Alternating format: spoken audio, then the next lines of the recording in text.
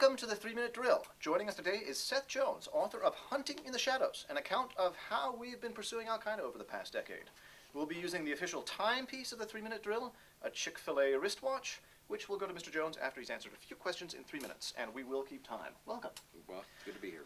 Even Osama bin Laden felt Al-Qaeda had a bad brand. Should we still take Al-Qaeda seriously? We should, actually, because if you read all of the letters that go back and forth with bin Laden, he felt that the brand possibly should be rescoped, but that Al-Qaeda was increasingly pursuing its objectives and goals in multiple parts of the region, and the Arab Spring actually was working to Al-Qaeda's advantage.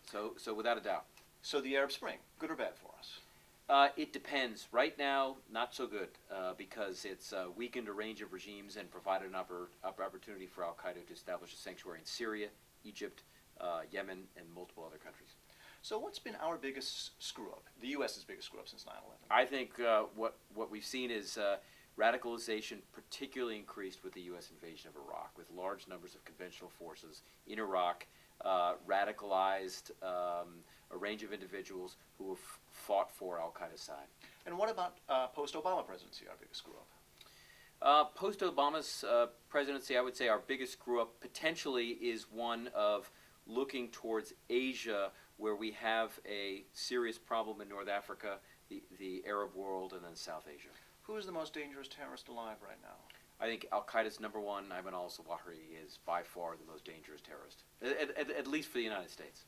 And what about black sites? Necessary or unnecessary evil? I think in general, probably not necessary. I think what we found with a range of Al-Qaeda leaders that have been captured, that they can go through the U.S. Civil court system perfectly well. You start your book with an account of the sports drink bombers. Should we really no longer bring drinks on planes? Well, the problem with sports drinks and other drinks is that you can put liquids like hydrogen peroxide onto airplanes.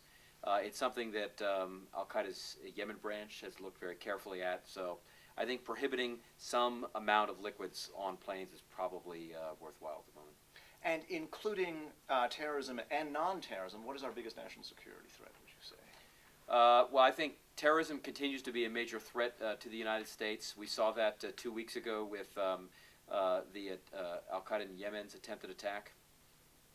And which nation would you say is the biggest problem for us? I think right now there are two. One is Yemen, the other is Pakistan.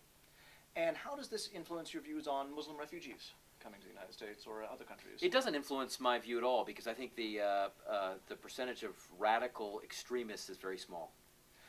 The guest is Seth G. Jones. The book is Hunting in the Shadows.